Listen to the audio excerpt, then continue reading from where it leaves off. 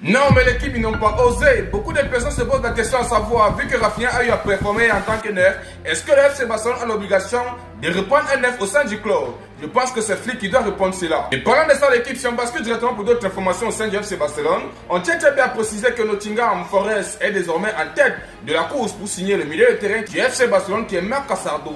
Selon les médias, le FC Barcelone est prêt à écouter les offres tandis que le joueur de 22 ans cherche du temps de jeu régulier en équipe première. Newcastle United, Aston Villa, Brighton et Suddenland ont également été informés de la disponibilité de Casado. Alors je pense que c'est au joueur de choisir là où il peut évoluer, mais je tiens à préciser qu'ils viennent avec une bonne note. Si on continue toujours avec les infos de l'équipe, on tient à préciser que l'FC Barcelone a minimisé les spéculations, les reliant au défenseur central de Sporting qui est très bien Gonzalo Inacio. Cependant, le patron de Sporting qui est très bien Rui Borges a refusé d'exclure un possible transfert vers les géants catalans où l'AC Milan, après avoir laissé le joueur de 24 ans hors de son 11 de départ pour la victoire de samedi contre Alvika. Et si on bascule directement sur le cas de Frenkie de Jong, on tient à préciser que Frenkie de Jong plaît beaucoup à Manchester City. Selon les médias, les Citizens veulent discuter et renforcer leur milieu de terrain. Ils vont analyser sa condition physique et décideront s'ils font une offre pour lui cette semaine. En particulièrement, je tiens à préciser qu'il ne bougera pas. Il sera encore utile au sein du FC Barcelone. Alors l'équipe s'entame directement sur le match qui s'est déroulé hier. On constate que nos nouvelles recrues ont eu à faire quelque chose de malade mental.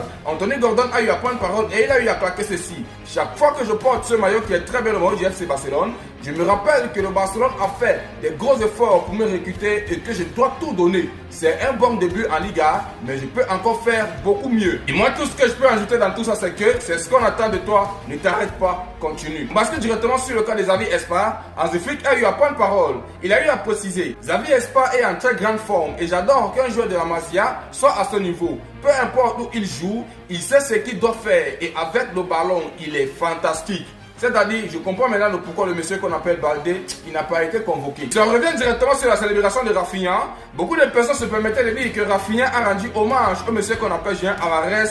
Non, non, c'est le contraire. Alors, vis-à-vis de cela, Rafinha dit ceci. La célébration de Spiderman, c'était mon fils. Il m'a demandé de le faire. Il est maintenant à un âge où il adore Spiderman.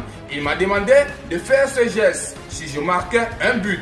Et ce but était pour lui. Donc pour les gars qui se permettent de dire qu'il a fait ça pour Julian Alvarez, non, il a fait ça pour son fils. Rafinha ne peut pas se permettre de venir soutenir un joueur qui n'est pas encore au sein du FC Barcelone. Là, j'arrive à comprendre. Et si on continue toujours avec Rafinha, le journaliste a eu à poser la question qui est la suivante. Vous avez encore été excellent en tant qu'attaquant. Le Barça a-t-il vraiment besoin de recruter un numéro 9? Rafinha a eu à répondre. Je laisse cette question à Deco, au président et à Flick. Je peux aussi jouer en tant qu'attaquant. Je le sens.